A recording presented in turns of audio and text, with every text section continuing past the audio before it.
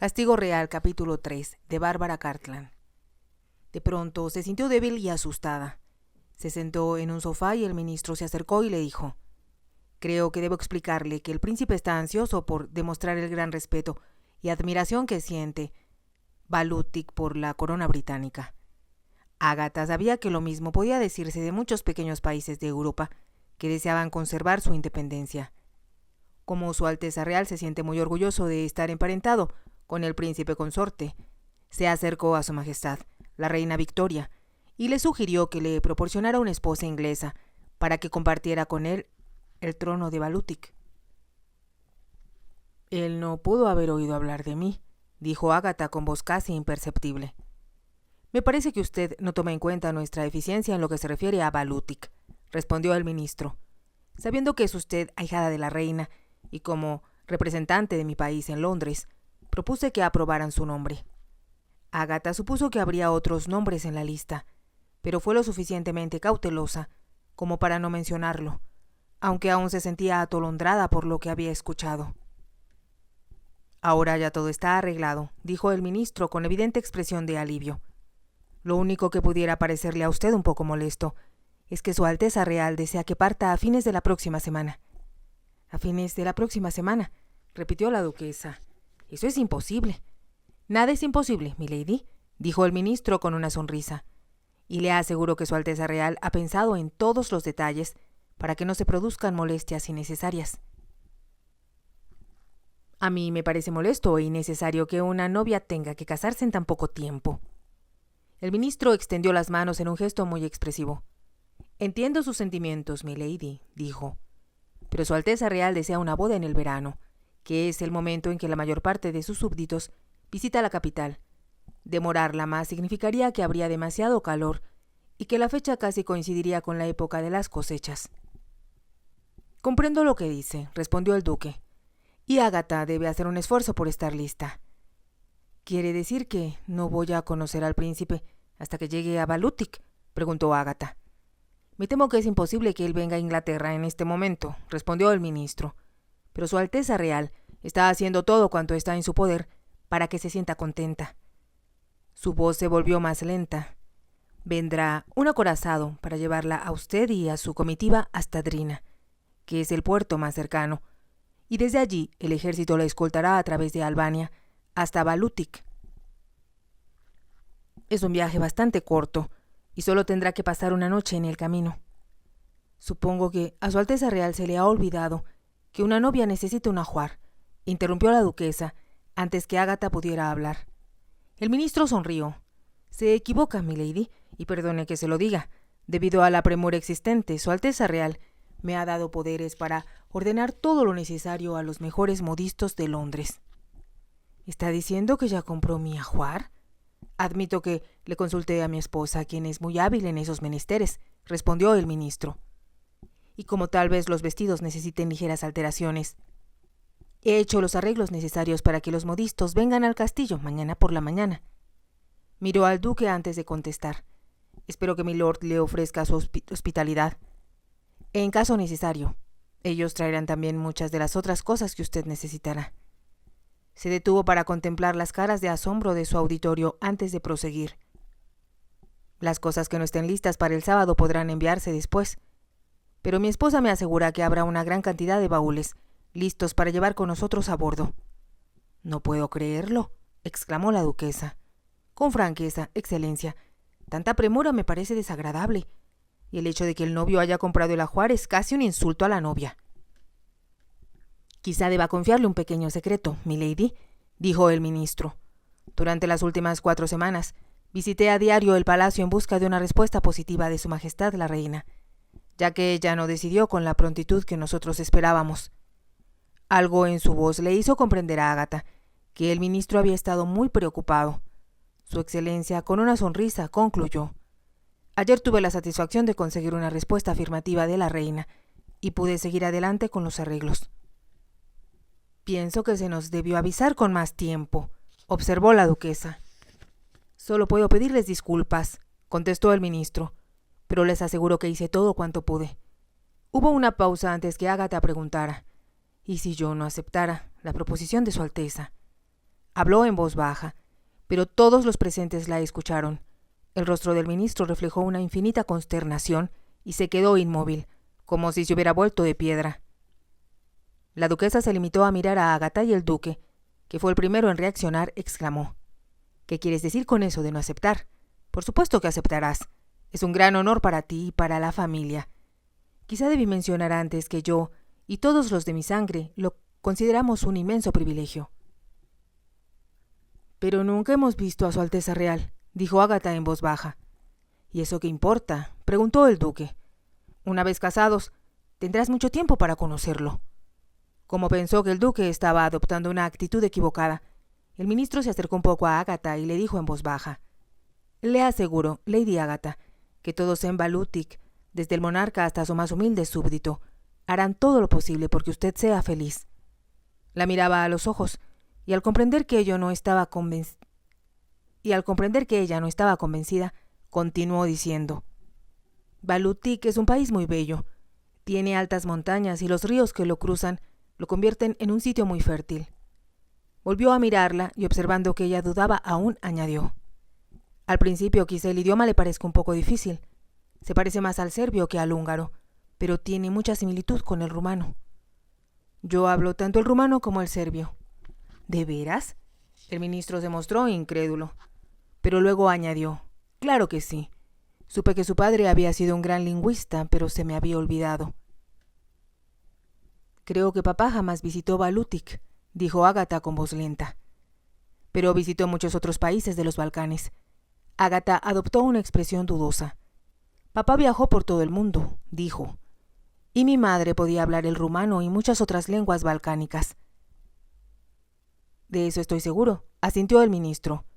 «Y por eso sé, Lady Ágata, que tanto su padre como su madre se sentirán muy orgullosos de saber que usted reina sobre Balutic, ejerciendo la influencia inglesa sobre nuestro bello país». Ella pensó que él estaba tratando de convencerla de las ventajas que tendría en su nueva posición, pero todo su ser se rebelaba ante la idea de verse arrastrada a hacer algo que le parecía aterrador, pues eso implicaba casarse con un hombre al que no había visto jamás. Como si hubiera leído sus pensamientos, el ministro añadió: «He traído un retrato de Su Alteza Real, está en el carruaje, y pensé entregárselo a usted». Ágata no pudo hacer otra cosa que murmurar: «Gracias», y el ministro se volvió hacia el duque. «Me gustaría que aprobaran que mi esposa viniera mañana acompañando a los modistos, pues podría traer con ella a la dama de honor que acompañará a Lady Ágata en su viaje a Balutic». «Pero, ¿no va a llevar una dama inglesa con ella?», preguntó la duquesa. El ministro negó con la cabeza. Su Alteza Real pensó que sería mejor que a Lady Ágata la acompañara una dama de nuestro propio país. Mañana llegará también una doncella que me espera en mis oficinas de Londres. Es una mujer muy agradable, bien entrenada en sus deberes y con excelentes referencias». «Me parece que esta es una manera muy rara de llevar a cabo los planes de casamiento», observó la duquesa. «Supongo que tanto usted como Su Alteza Real saben que mi esposo no se encuentra en condiciones de emprender el viaje y que yo no puedo dejarlo solo, pero creo que Ágata debería ir acompañada por algún caballero inglés que pudiera guiarla y ayudarla hasta que llegue el día de la boda». Como si jugara una carta de triunfo, el ministro respondió: «Su Majestad la Reina ya ha pensado en eso y ha designado al marqués de Weybourne para que la represente a ella y al príncipe consorte en la boda y para que acompañe a Lady Ágata durante el viaje». «¿El marqués de Weybourne?», preguntó la duquesa. «Una elección muy poco adecuada». «Fue Su Majestad quien lo sugirió, duquesa». La duquesa apretó los labios y miró al duque. «Weybourne tiene excelentes caballos», indicó el duque. «Ganó el Derby este año». «Estamos hablando de Ágata, George». Lo sé», asintió el duque, «pero no podemos interferir con la elección de la reina acerca de quién la representará en la boda». «Por supuesto que no», asintió la duquesa, «pero insisto en que debía tener a una dama inglesa a su lado. Creo que cuando conozcan a la baronesa que la acompañará y que es la viuda de uno de nuestros diplomáticos más distinguidos, se darán cuenta de que nadie podría ser mejor compañía para Lady Ágata en estas circunstancias», señaló el ministro.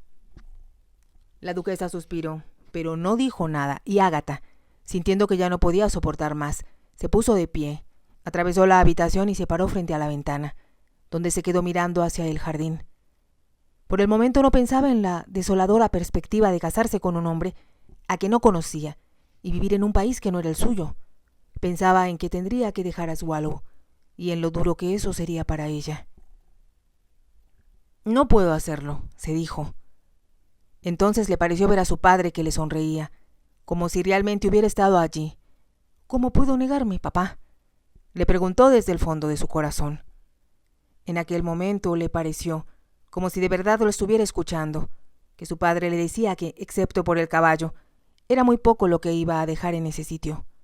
A menudo durante las noches, cuando no lograba conciliar el sueño, se había puesto a hablarle a su padre para decirle cuánto lo extrañaba y lo triste que estaba el castillo. Allí jamás ocurría nada como no fueran los arranques de mal genio de su tío. «Ve, ve», creyó escuchar que le decía a su padre. «El mundo es muy grande y cualquier cosa es mejor que vivir aquí y llevar esta vida tan triste». Se alejó de la ventana al darse cuenta de que los demás habían permanecido en silencio durante el tiempo que ella había estado allí. Con un esfuerzo casi sobrehumano, logró sonreír al decir: «Excelencia, mañana esperaré con gusto a su esposa para darle las gracias por todas las molestias que se ha tomado en relación con mi ajuar». Mientras conducía hacia Tilbury, el marqués sabía que se estaba comportando con cierta rudeza y de una manera poco convencional al negarse a viajar en el carruaje con la novia y el grupo que la acompañaba. «Si hay algo que me disgusta, Excelencia», había dicho, «es tener que permanecer encerrado solo en un carruaje, o con una desconocida, quien de seguro llorará copiosamente por tener que separarse de su hogar». Esperaba que milord conociera a Lady Agatha en el ministerio antes de partir, había dicho el ministro. «Mi esposa y yo iremos hasta Tilbury para ver partir el barco». Al instante añadió, como para hacerlo más atractivo: «También nos acompañarán ministros y embajadores de otros países de los Balcanes, quienes desean presentar sus respetos a la futura esposa de Su Alteza Real». «De acuerdo», aprobó el marqués, «y yo tendré tiempo suficiente para decir todas las cosas que no habré podido mencionar durante el viaje a través de la bahía de Vizcaya, que sin duda será muy incómodo». «Espero que no», respondió el ministro, «aunque el tiempo en la bahía es siempre muy inquieto». «Como la mayoría de las mujeres», había comentado el marqués con cinismo. Pensaba en la conmoción que se había creado cuando le dijo a Esther que se iba de viaje, pero, desde su punto de vista, había sido una manera muy fácil de terminar la relación entre ellos. Esther había tratado de aferrarse a él, diciéndole que moriría 1000 veces durante el tiempo que él estuviera ausente, y le había jurado fidelidad eterna, esperando que él hiciera lo mismo. Por fortuna, el marqués solo pudo pasar unos momentos con ella, pues Sir Anthony se encontraba en Londres. Lo que hizo las cosas más difíciles fue la condesa de Castleton, al enterarse de que él se alejaría de Londres. Había arriesgado su reputación y la ira de su esposo al ir a visitar al marqués sin avisarle. Cuando él llegó a su casa le informaron que una dama esperaba para verlo, y de inmediato pensó en Esther. Fue grande su sorpresa cuando, al entrar en la biblioteca, encontró a la atractiva Sheila Castleton, toda cubierta de velos. «Tuve que venir», exclamó ella antes que él pudiera hablar. «Tuve que hacerlo, Standwin». Sheila se le acercó mientras decía: «Sé que por mi culpa te mandan a ese lugar tan alejado». «¿Cómo sabes eso?», había preguntado el marqués. «Arthur se vanagloria de que él intervino para que te enviaran allá, pues sabía que la reina se disgustaría cuando se enterara del duelo que sostuviste». «Pues si quieres saberlo, tengo mucha curiosidad por conocer Balutic». «¿Y dejarme a mí? Oh, Stanwin, ¿cómo puedes decir eso?». Él no quiso decirle que no podía hacer otra cosa, pues no deseaba que nadie supiera cuán enojado estaba, porque en realidad lo estaban castigando como a un niño. Estaba decidido a evitar que sus amigos lo compadecieran y, en el club, había tomado a broma el hecho de que fuera a perderse las carreras de Ascot. «Pensé que ibas a ganar la Copa de Oro, Wimborne», le dijo el conde Derby. «Pienso que así será», había respondido el marqués. «¿Quieres decir que tus caballos van a competir aunque no estés aquí?». «¿Por qué no? Es una pena que 2 eventos tan agradables hayan coincidido. Pero supongo que las carreras serán iguales a las del año pasado y a las del próximo». «No lo entendemos», comentaban los amigos del marqués entre sí. Casi parece como si le agradara la idea de viajar al continente en plena temporada social. Solo Harry conocía la verdad. «Estás representando bien tu papel, Stanwin», le dijo, «y creo que has engañado a la mayoría de tus amigos, pero a la vez lo siento por ti». «Si quieres saber la verdad, yo también lo siento por mí mismo», respondió el marqués, «pero no voy a darle a su majestad ni a nadie la satisfacción de pensar que acepto sumiso el castigo». «Por supuesto que no», convino Harry, «y yo trataré de que sigan creyendo que te sientes feliz al acompañar a una aburrida novia a su perdición. Por Dios, no tienes que recordármelo. Si por lo menos viajáramos en un barco inglés, esto sería un consuelo, pero no hablo su maldita lengua, ni tengo la menor intención de hacerlo». «¿Hablas alemán?», había replicado Harry, «y apostaría cualquier cosa a que los oficiales serán alemanes». El marqués rió. «Supongo que tienes razón, en cuyo caso siento pena por los pobres diablos que están bajo su mando. También, sin duda alguna, acabarás por simpatizar con la novia. He escuchado algunas cosas bastante desagradables acerca del príncipe Frederick». «También yo», asintió el marqués, «pero estoy seguro de que a ella, como a todas las mujeres, lo único que le importa es la oportunidad de poder lucir una corona». Habló con una amargura que le hizo recordar a Harry por qué el marqués no se había casado aún. Era algo que quizás solo él conocía y que, a pesar de ser tan buenos amigos, jamás discutían. El marqués tenía 21 años cuando se enamoró locamente por primera vez, y como su padre era el más joven de los Weybourne, no tenía la menor posibilidad de heredar el título. La chica por la cual había perdido el corazón era la belleza de la temporada, una criatura exquisita que tenía a muchos pretendientes a sus pies, aunque ninguno tan apuesto ni tan atractivo como Stanwin Weybourne. Él la había besado por primera vez en el jardín cuando asistían a un baile en la mansión de Devonshire. Después se veían en secreto casi todos los días y bailaban muy a menudo por las noches en las fiestas a las que ambos eran invitados. Stanwin le pidió que se casaran, pero solo consiguió que llegaran a un acuerdo secreto, pues ella le dijo que su madre la consideraría demasiado joven para casarse, ya que aquella era su primera temporada social. Cuando Stanwin andaba con la cabeza en las nubes y la temporada estaba a punto de terminar, la chica que amaba le comunicó que iba a casarse con otro hombre. «Lo siento, Stanwin», le había dicho. «Tú sabes que te amo. Creo que jamás amaría a nadie más, pero Hugh es un conde y yo seré dama de honor de la reina». «¿Me estás diciendo que te casas con él solo por eso?», preguntó Stanwin, con una voz que no parecía la suya. «Es lo que siempre he deseado, y mamá y papá están muy contentos. Él tiene una casa maravillosa en Buckinghamshire». Pasaron 3 años antes que el padre del marqués heredara el título de manera inesperada, y con éste las vastas propiedades que habían estado destinadas a su hermano mayor.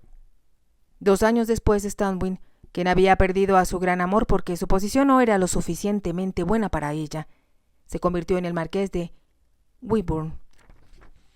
Ningún otro aristócrata del país poseía tantas tierras, ni ningún otro caballero de la corte era tan elegante y tan aristocrático como él.